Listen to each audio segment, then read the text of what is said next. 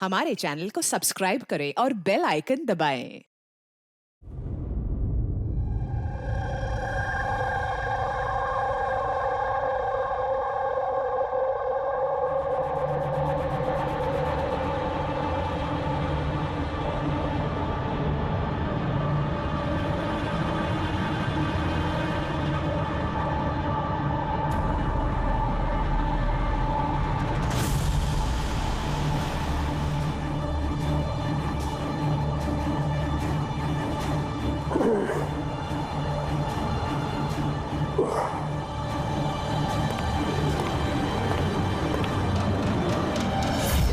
कौन हो तुम?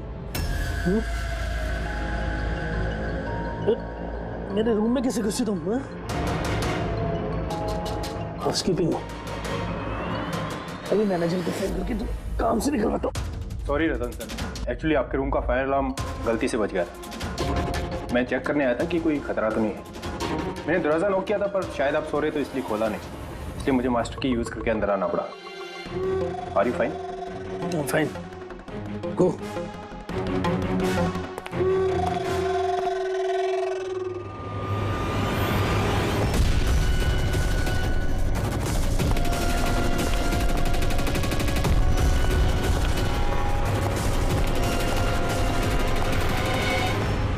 सोने के बाद भी सर दर्द क्यों है? लगता है डबल शॉट कॉफी लेनी पड़ेगी। हाँ लिशा, काम हो गया। Great job. अब फटाफट वहां से निकलो। होटल का एक्चुअल स्टाफ 5 मिनट में वहां आ जाएगा। हाँ ठीक है, मैं निकलता हूँ, bye.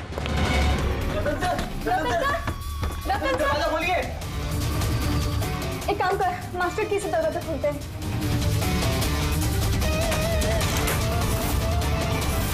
Ratan sir, Ratan sir, Ratan sir!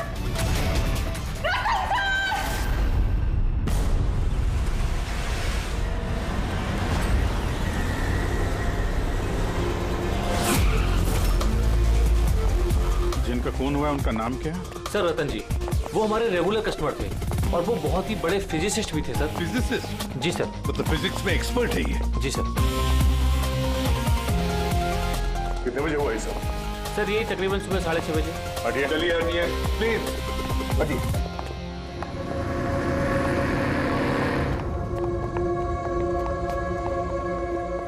My God,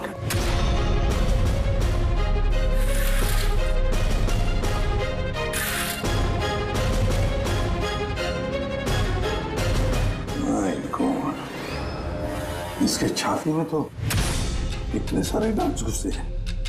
अगर इसकी मौत ये माइक्रोवेव ओवन ब्लास्ट होने की वजह से हुई है तो ये 1 2 3 4 6 डार्ट इसके शरीर में क्या कर रहे हैं? माइक्रोवेव ब्लास्ट नहीं हुआ सर, यहाँ तो गन रखी हुई है। डार्ट पहले से ही गन में फिक्स थी। ऐसा लगता है इस रतन को मारने की अच्छी खासी प्लानिंग की गई है। क्यों मैनेजर साहब, पता भी है आपको क्या हो रहा है आपके होटल में? आपके होटल के गेस्ट को किसी ने मारने की प्लानिंग की, माइक्रोवेव में ये डार्ट लगाकर। सर मैं खुद सरप्राइज हूँ कि ये सब क्या हो रहा है। यहाँ तुम्हारे होटल के रूम में एक मर्डर हुआ है। इसकी जवाबदारी आपके होटल की है और आपकी। पर सर आप बताइए, हम अपने कस्टमर को क्यों मारेंगे?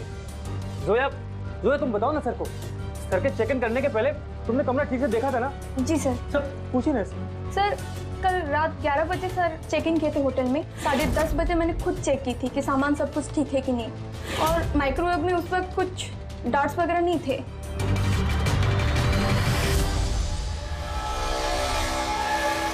सर, आधा खाया हुआ पिज्जा है सर। आपके यहाँ ये बाहर का खाना अलाउड है? सर अलाउड तो नहीं है, लेकिन रतन सर रेगुलर थे तो किसी स्टाफ ने अलाउ कर दिया होगा सर। यहाँ स्टाफ में कौन था जब ये पिज्जा कमरे के अंदर लाया गया? हाँ? क्या हुआ? हमारे सवाल शुरू हुए तो तुम्हारी जुबानें बंद हो गई। सीसीटीवी फुटेज देखना है हमें। रात 10:30 बजे से सुबह 6 बजे तक जो कुछ भी हुआ उन्हीं 7.5 घंटों के बीच में ही हुआ है।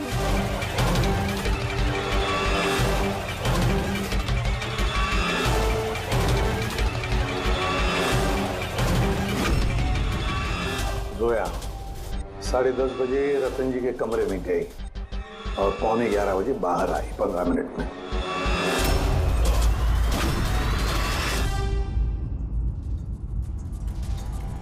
ग्यारह बज के 11 पे ही रतन कमरे में गया। फॉरवर्ड करना जरा।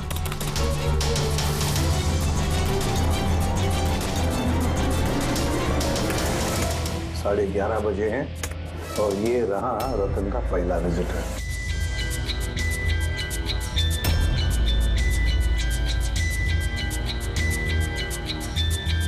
अरे 5 मिनट में बाहर भी आ गया।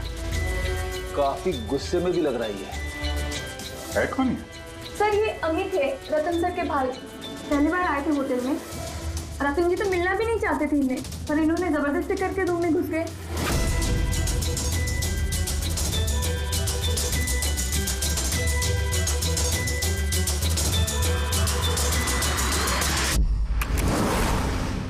अच्छा, वो पिज्जा कमरे के अंदर ऐसे गया सर।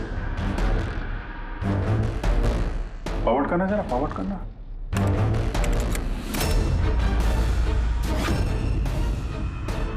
ये निकली स्टॉप 2 बजे। 12:30 बजे ये अंदर जाती है पिज्जा लेके और 2 बजे बाहर आती है। कौन है ये औरत? हाँ? सर इनका नाम शमिता है। ये रतन जी की बहुत खास दोस्त है। लगभग हर वीकेंड में आते हैं उन्हें मिलने के लिए।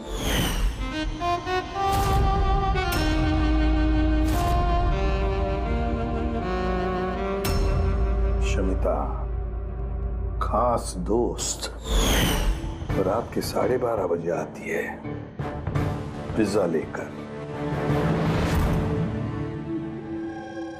रतन को आखिरी कॉल किसी शमिता नाम की लड़की ने किया था और उससे पहले किसी अमित ने। सर। हाँ पंकज, एक से ये पासपोर्ट देखिए सर। इस पे ये कैम्बी का वीजा लगा है। तो सर ये बॉम्बे से कैम्बी जाने का टिकट। फोटो तो उसी की है, तो नाम रतन नहीं है, दिग्विजय कुमार।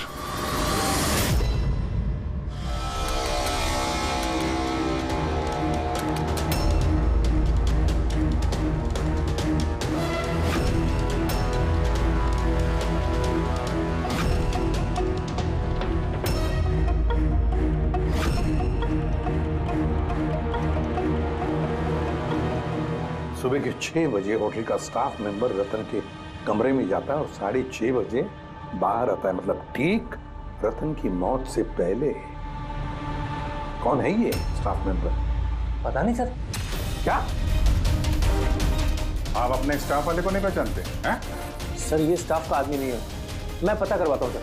वो ये जाकर देखो ये आदमी कौन है, कोई नया स्टाफ आया है क्या? सर एक बात समझ में नहीं आ रही।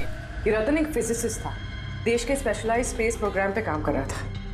नकली पासपोर्ट बनाने की क्या जरूरत? वही तो, कोई किसी फिजिसिस्ट को मारने के लिए इतनी लंबी प्लानिंग क्यों करेगा? पूर्वी, ये लैपटॉप चेक करो सर रतन का। सर हाँ, मैंने सारा रिकॉर्ड चेक कर लिया। ये बंदा होटल के किसी भी डिपार्टमेंट में काम नहीं करता है। इवन वो स्टाफ का भी नहीं था सर। वो मुझे लगता है वो बाहर का ही था। ये लो, कोई बाहर का अनजान आदमी आपके यहाँ आता है, होटल का स्टाफ बन के घूम रहा है, ये आपकी सिक्योरिटी है? हैं?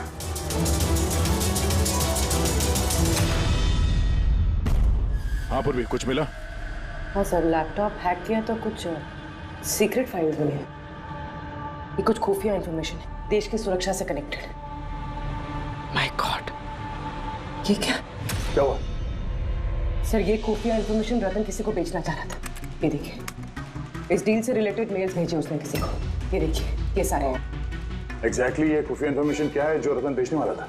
सर हमारे देश के बॉर्डर पे कितने जवान तैनात हैं, आर्मी के पास कौन कौन से हथियार हैं, फौज की टुकड़ियां किन किन एरियाज में और कहां पर नहीं, सारी जानकारी है सर।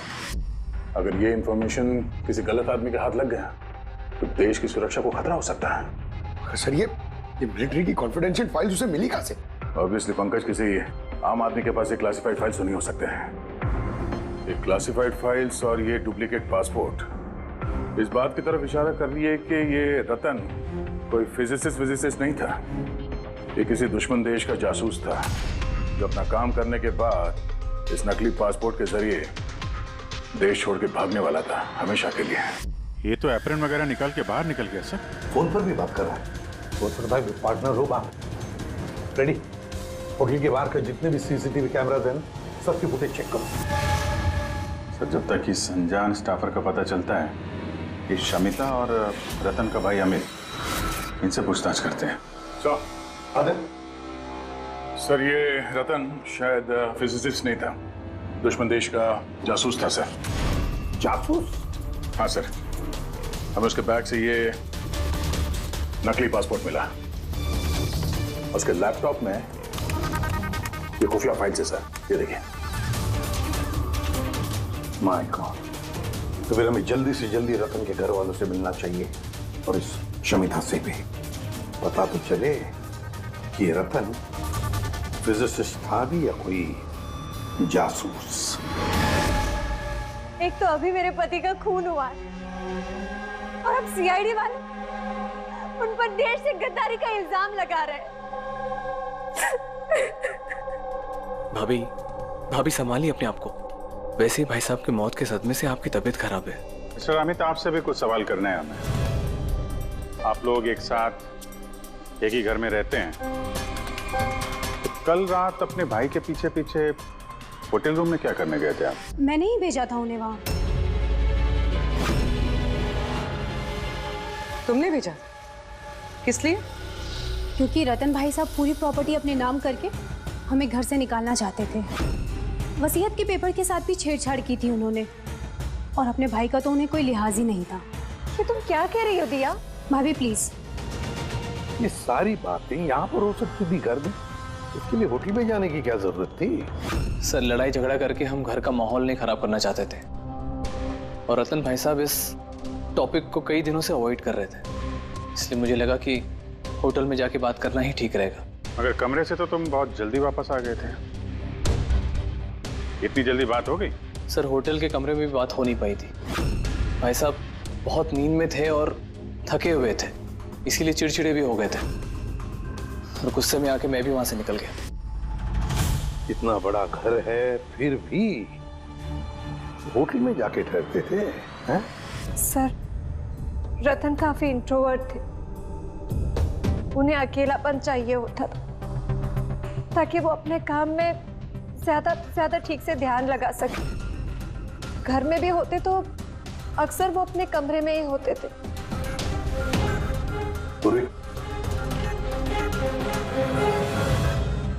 उन्हें जब कभी ज्यादा डिस्टरबेंस महसूस होता था तो वो अक्सर होटल में जाया करते थे।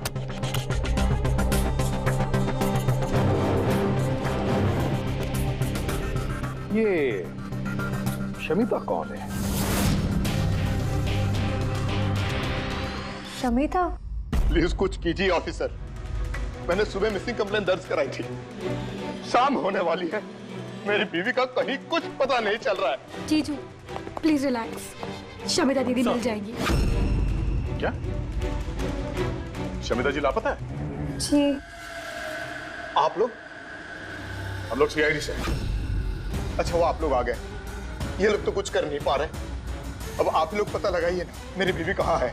हम लोग तो पता लगा ही लेंगे, एक खून करके जो भागी है वो। क्या?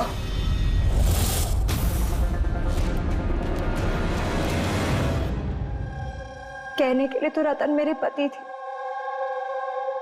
लेकिन मैं उनके बारे में कुछ नहीं जानती थी। वो मुझसे कुछ भी शेयर नहीं करते थे। उनकी जिंदगी के हर पन्ने मेरे लिए राज से कम नहीं था। ये शमिता कौन है मैं कुछ नहीं जानती, मैंने ये नाम भी नहीं सुना। यहाँ तक कि वो क्या करते हैं, क्या काम करते हैं, मुझे कुछ नहीं पता।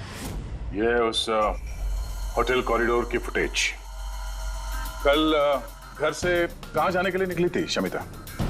अब घर से तो ऑफिस के लिए ही निकली थी, मगर ऑफिस से निकलने के बाद कहाँ गई कुछ पता नहीं चल रहा है।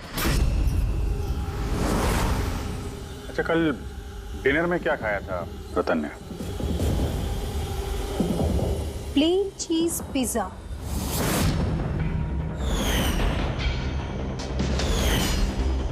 है ना भाभी? हाँ। प्लेन चीज पिज्जा, कमाल है अभिजीत, होटल में भी पिज्जा और घर में भी पिज्जा। भाई साहब ने होटल में भी पिज्जा खाया था? जी हाँ, वही पिज्जा जो शमिता लेकर आई थी। किडनैपर्स का फोन आया था? शमिता को किडनैप करना इतना आसान नहीं है। आईबी विंग में काम करती है वो, हर तरह से ट्रेंड है हर खतरे से निपटने के लिए। आईवी, आप अपने दीदी का कमरा दिखाइए जरा।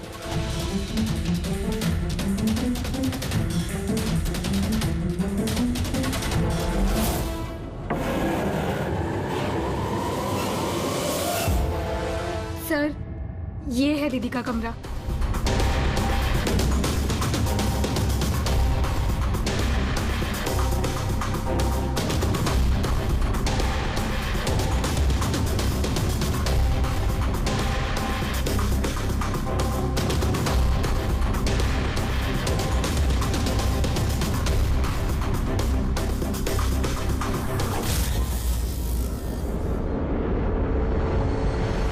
सर, हाँ सर, यहाँ आइए प्लीज।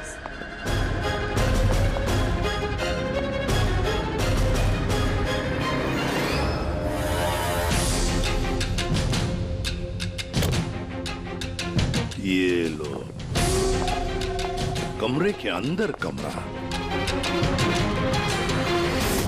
सर, इधर आइए। ये कंप्यूटर हैक हुआ है सर। एक काम करो, पूरे घर की तलाशी लो।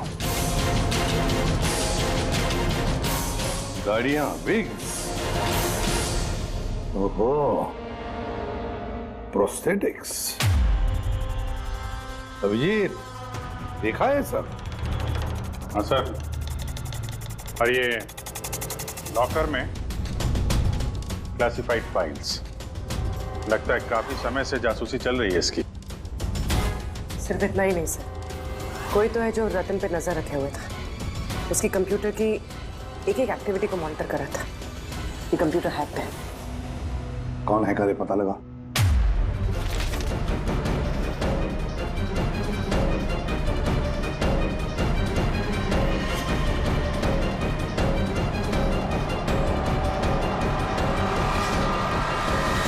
अब क्या कहना है आप लोगों को इसके बारे में?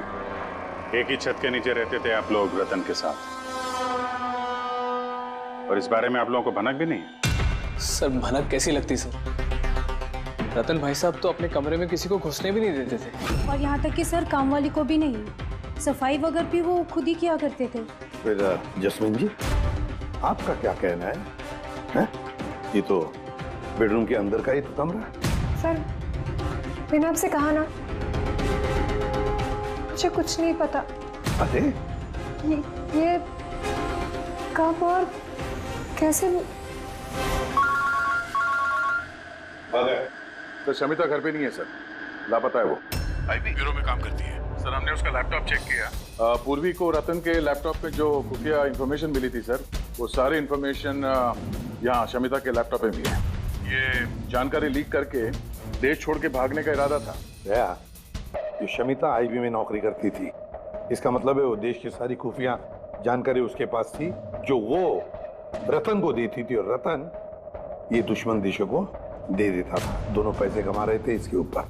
हाँ सर, मगर इस बार उसने डबल क्रॉस कर दिया रतन को। उसने उसे जान से मार दिया और मार के यहाँ से भाग गई। सारे के सारे सबूत इकट्ठा करो और ब्यूरो में लेकर आओ।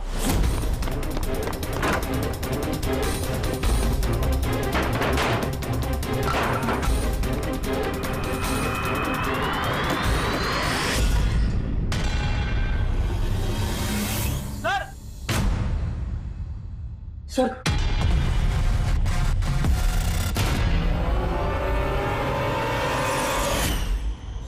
शमिता?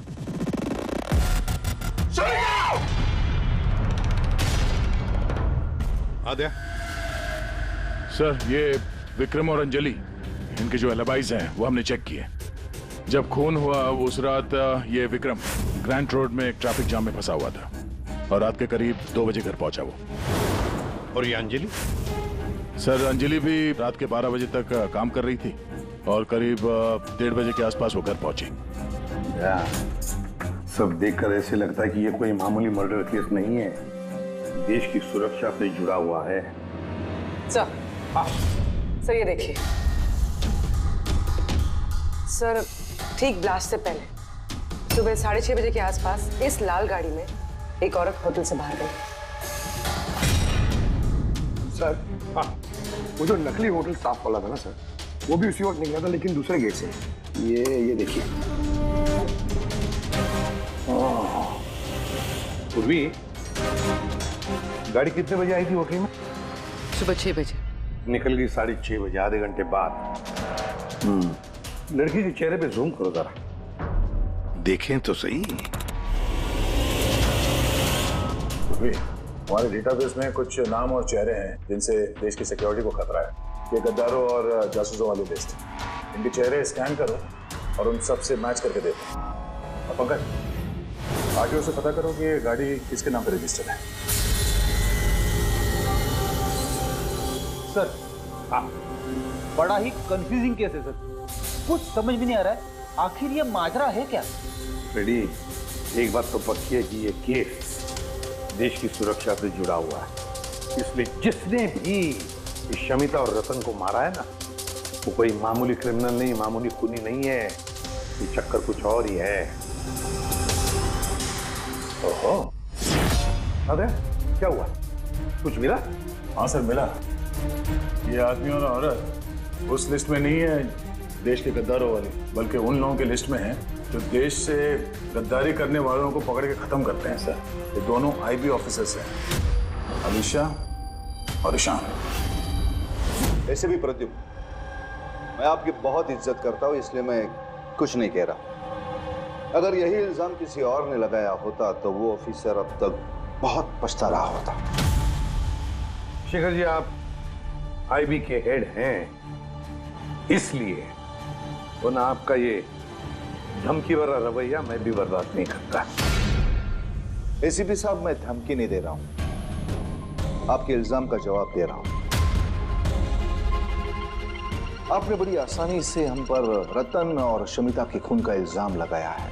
क्या आपको लगता है कि वो देश के गद्दार थे और इसीलिए हमने उनको मार डाला? मैं इल्जाम नहीं लगा रहा, मैं साफ साफ पूछ रहा हूं कि क्या जो कुछ भी हुआ वैसा ही हुआ? देखिए सर, हम लोगों को पता है कि आप लोग जानते थे कि ये दोनों देश के सुरक्षा से संबंधित कुछ खास जानकारी दुश्मनों को बेचने वाले थे। और हमें यह भी पता है शेखर जी कि जिस वक्त रतन का खून होने वाला था, उस वक्त ईशान और आलिशा वहां उस होटल में मौजूद थे। रतन का खून होने से कुछ मिनटों पहले ही ईशान रतन के कमरे में गया था। शमिता रतन के कमरे में पिज्जा लेकर गई थी, एक ऐसा पिज्जा शायद जिसमें बेहोशी की दवाई थी। हाँ? तो आप लोगों ने शायद उससे कुछ ऐसा कहा होगा कि हमारे लिए काम कर दो और रतन को मार दो, तो आप लोग उसे छोड़ दोगे। क्यों? मगर वो अलग बात है कि उससे पहले शमिता मारी गई खुद अपने ही घर में। ये सच है कि हमें शमिता और रतन के गैर कानूनी कामों के बारे में पता चल गया था और इसीलिए सिर्फ और सिर्फ हम लोग उन पर नजर रख रहे थे। कुछ ऐसी कहानी सुनाइए शेखर जी जिस पर यकीन किया जाए। सर प्लीज, आप शेखर सर से इस तरह बात नहीं कर सकते। और तुम भी एसीपी साहब से इस तरह से बात नहीं कर सकते। Relax boys. अलीशा, तुम ही बताओ, तुम दोनों उस दिन होटल पे क्यों गए थे? सर, रतन के लैपटॉप से उन फाइल्स की कॉपी बनाने जो उसने दुश्मन देश को ईमेल कर दिया था, ताकि हमें यह पता चल सके कि हमारी कौन कौन सी खुफिया इंफॉर्मेशन उन तक पहुंच चुकी है। तो अब तसल्ली हो गई आपकी? हमारा मकसद सिर्फ नजर रखना था, मारना नहीं था। हाँ, लेकिन अगर जरूरत पड़े और हमारे पास ऑर्डर्स हो तो ऐसे देश के गद्दारों को मारने के लिए हमें आपके परमिशन की जरूरत नहीं है। सर फिलहाल तो टेंशन वाली बात यह है कि जिस किसी ने उन दोनों को मारा है तो उसके हाथ देश की खुफिया जानकारी लग गई होगी। वो ये जानकारी जिसे मर्जी दे सकता है, दुश्मनों को, आतंकवादियों को या किसी और को भी। हाँ, अगर हमें वो इंसान मिल गया जिसने उन दोनों को मारा है और जिसके पास देश की खुफिया जानकारी है, हम उसे मारने में भी हिचकिचाएंगे नहीं। और हमें पूरा यकीन है कि आईबी के पहुंचने से पहले सीआईडी उस तक पहुंच जाएगी। एसीपी प्रद्युम्न, अपने ऑफिसर को समझाइए ये वक्त एक दूसरे को चुनौती देने का नहीं है, बल्कि मिलकर साथ काम करने का है। शेखर जी, देश की चिंता जितनी आप लोगों को है ना, उतनी चिंता हम सीआईडी वालों को भी है। लेकिन एक बात अच्छी तरह से याद रखना, जब तक ये मर्डर सुलझा नहीं जाता तब तक आप उस गद्दार तक पहुंच नहीं सकते। शमिता ने वो खास जानकारी लीक करके रतन को दी और रतन वो इंफॉर्मेशन किसी को बेचने वाला था। मगर इससे पहले कि रतन अपनी गद्दारी का काम पूरा कर ले, किसी ने शमिता को रतन के खून के प्लान में हिस्सा बना दिया। और अब अगर वो निशान नहीं है तो जो कोई भी है सर, उसे जल्द से जल्द ढूंढना होगा। ये उसी ने शमिता को भी मारा है। हाँ, बोलता हूं क्या क्या सारुण के, जब क्या नया चक्कर है तेरा? क्यों? जब हम लोगों ने अपनी आंखों से उस सीसीटीवी फुटेज में देखा है कि रात के 12:30 बजे शमिता वहां होटल के कॉरिडोर में थी, तो तू कह रहा है कि वो शमिता नहीं थी? कौन हो सकता है? रतन की मौत कैसे हुई? रतन की मौत हुई जहर की वजह से। वो डार्ट जो हमें रतन की बॉडी में से मिला है, उस पर इतना जबरदस्त जहर लगा हुआ था कि सेकंड्स में ही रतन की मौत हो गई। और सर, पॉइंट नंबर 2, इस माइक्रोवेव में डार्ट फिक्स करने के लिए खूनी को पूरा टाइम मिला होगा, क्योंकि ये नशीला पिज्जा खाने की वजह से वो बेहोशी की हालत में पड़ा होगा। बस जो नशीली दवाई हमें पिज्जा में मिली है, उसी नशीली दवाई के ट्रेसेस हमें रतन के पेट में से। हाँ, अभी पूरे इंग्रेडिएंट्स को अच्छी तरह से चेक नहीं कर पाया हूँ, लेकिन यार सामने मैंने सब कुछ मान लिया, बस सब कुछ मान लिया, लेकिन पहले ये बता, इन सारी चीजों का शमिता के वहां होटल में ना होने से क्या कनेक्शन? बता रहा हूँ, वही बता रहा हूँ बॉस। शमिता डायबिटीज की पेशेंट थी, शक्कर की बीमारी। शमिता की मौत हुई है किसी मिलावट वाले इंसुलिन के इंजेक्शन की वजह से। और सबसे इंपॉर्टेंट बात, शमिता का मौत का टाइम है रात को 10 से 12 के बीच का। क्या?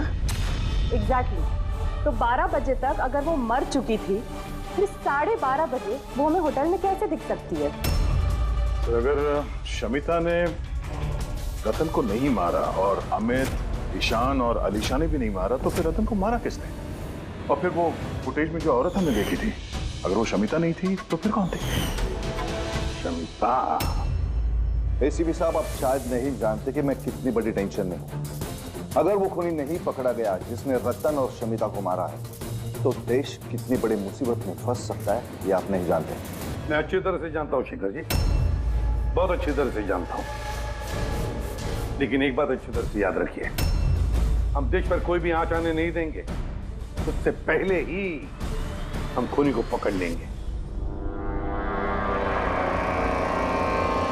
सर, वो खूनी की आइडेंटिटी हमें वो ईमेल से मिल सकती है सर, जो रतन और शमिता ने एक दूसरे को भेजा है। आपको कैसे? मुझे तो ये भी लगता है कि जरूर कोई आसपास वाला ही है जिसे शमिता और रतन, इन दोनों की छोटी से छोटी आदतों के बारे में पूरी जानकारी थी।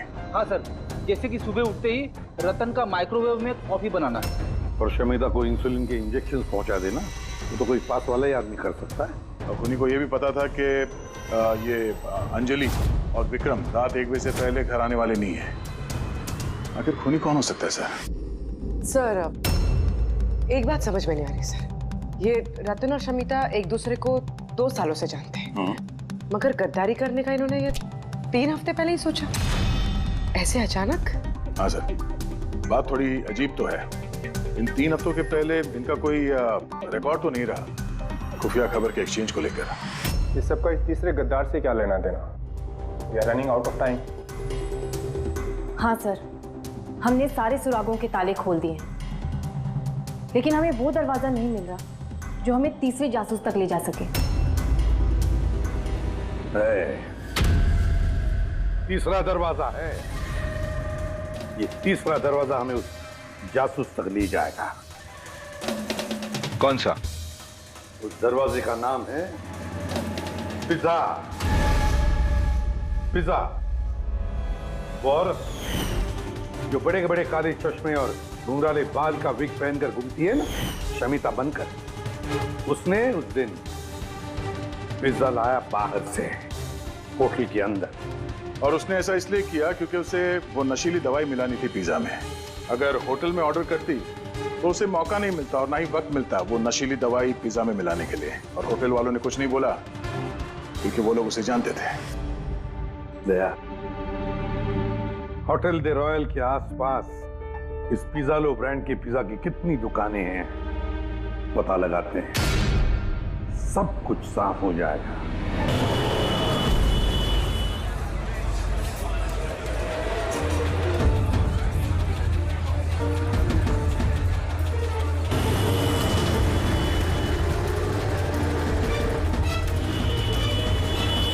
हाँ सर, कल रात 12:15 बजे कोई तो आया था पिज्जा लेने, लेकिन वो कोई लड़की नहीं बल्कि एक लड़का था। इन दोनों में से कोई था? हाँ सर, यही था वो। Vikram?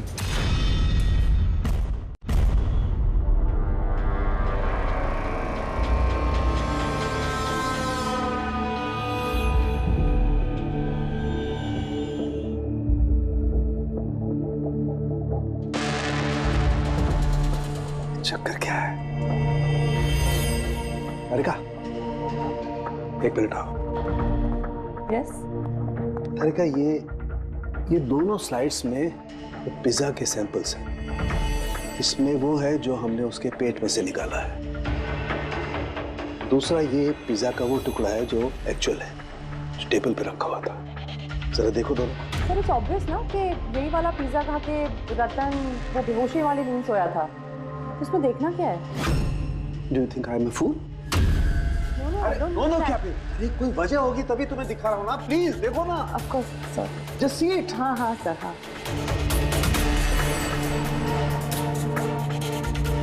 Wait a minute.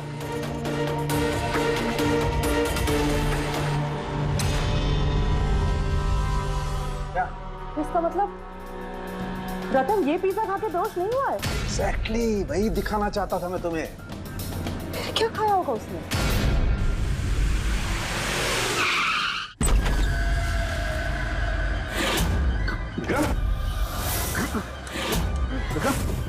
Vikram, इसे क्या हो गया? विक्रम, बोलो क्या हुआ? सर, इसे तो लकवा मार रहा है। लकवा? जल्दी एम्बुलेंस को फोन करो। ये किस चीज की तरफ इशारा कर रहा है? फोन पे? जल्दी। हाँ, क्या है इस फोन पे? Contact list, call list. किसी ने कॉल किया था तुम्हें यहाँ पे आने से पहले? तो फिर क्या है? गैलरी? 5 मिनट में एम्बुलेंस आ रही है। Good good. वो गैलरी खोलो जल्दी। एक मिनट। ये सर है ही नहीं। क्या है उसमें? शमिता और रतन सामने। सर फोटो देखी तो लग रहा है कि एक दूसरे को बहुत प्यार करते हैं। 1 महीने पुराना फोटो। दोनों प्यार करते थे या जासूस थे?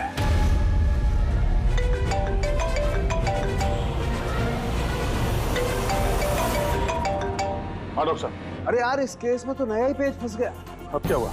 याद है वो पिज्जा जो रतन ने खाया था होटल में, जिसकी वजह से वो गहरी नींद सो गया। हाँ हाँ, वही पिज्जा जो वो नकली शमिता होटल के रूम में लेकर गई थी। यार यही गच्चा खा गए।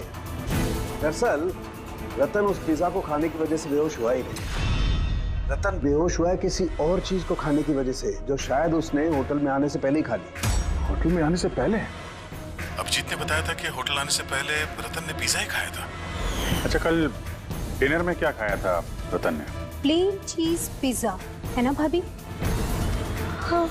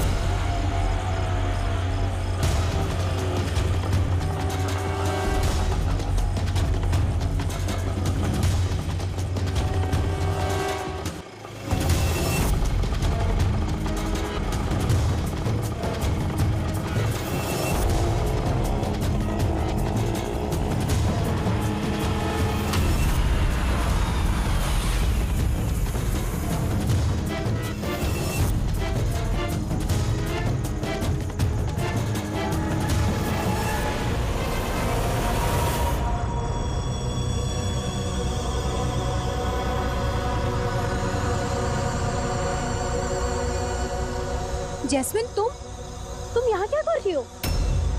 इन लोगों ने मुझे कुछ इन्फॉर्मेशन लाने के लिए कहा। मुझे कुछ पता ही नहीं उस इन्फॉर्मेशन के बारे में। इन्होंने कहा कि अगर मैं नहीं आई तो ये लोग मुझे जान से मार देंगे, इसलिए मैं यहाँ आई हूँ। हो कौन तुम लोग? हम तीनों को यहाँ धोखे से बुलाने का मतलब? देश के साथ धोखा ना हो, इसलिए हमें कभी कभी मुजरिमों के साथ धोखा करना पड़ता है। आई बी विंग। आप लोग वही है ना जिन्होंने रतन भैया को मारा था? रतन को किसने मारा और किसने नहीं, इसकी सच्चाई जल्द सामने आ जाएगी। लेकिन दिया, अमित, एक और सच्चाई आना बाकी है। वो क्या? वो ये कि तुम दोनों को ये पता होना चाहिए कि तुम एक देश के गद्दार के साथ रह रहे हो, है ना जैस्मिन?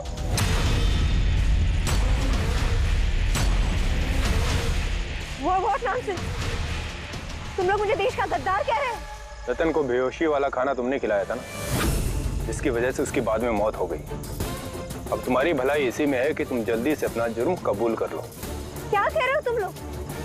मैंने ऐसा कुछ नहीं किया है। कौन सी बेहोशी वाली दवाई? मैं अपने पति को क्यों मारूंगी? हाँ, क्यों उसे बेहोशी वाली दवाई दूंगी? हमें तुम चुप क्यों? हाँ, तुम उस दिन मेरे साथ थे ना, जब मैंने रतन को खाना दिया था। तो फिर तुम कुछ क्यों नहीं बोल रहे? तुम क्यों? कुछ तो बोलो ना। सारी कोशिशें बेकार है जस्मीन। अपने देवर भैया के मुंह से सच उगलवाने की कोशिश मत करना, क्योंकि ये अपना मुंह खोलेगा ही नहीं। ये सारा किया धरा इसी का है। विक्रम को जानते हो? कौन Vikram?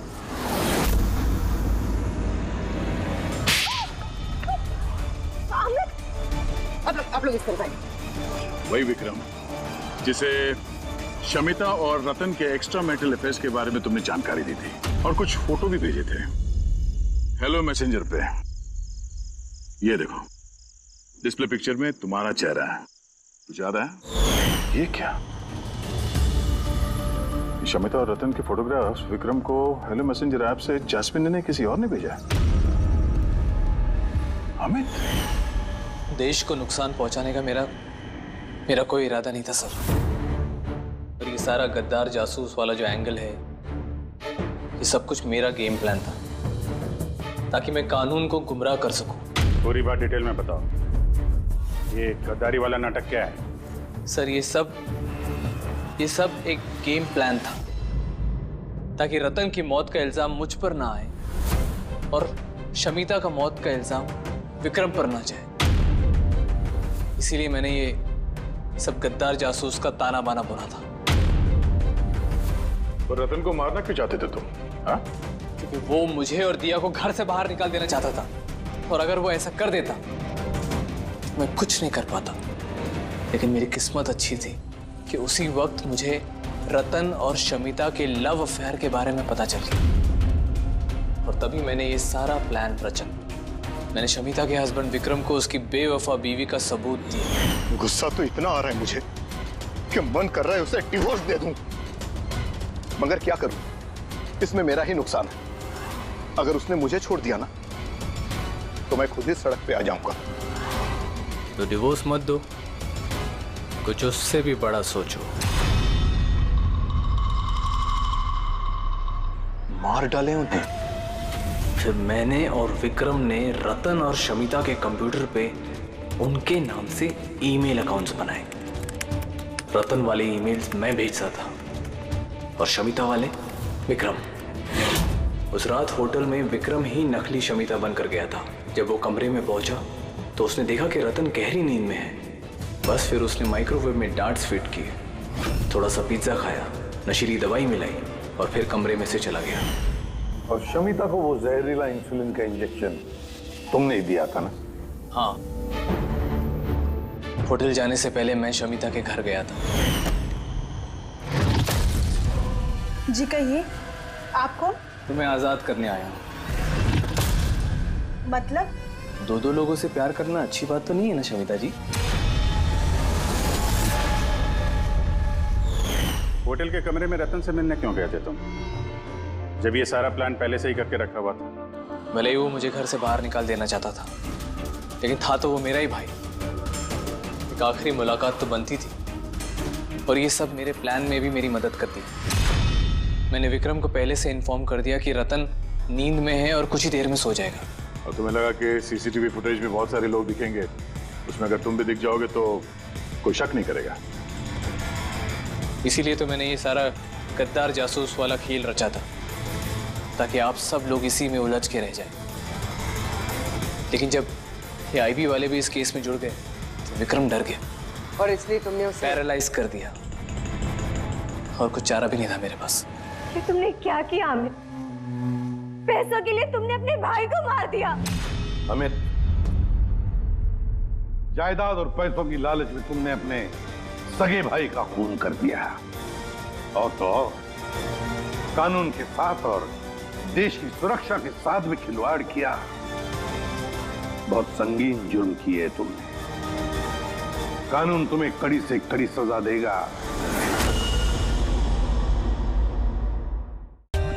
For more updates, subscribe to our channel, click the show links and enjoy watching the videos.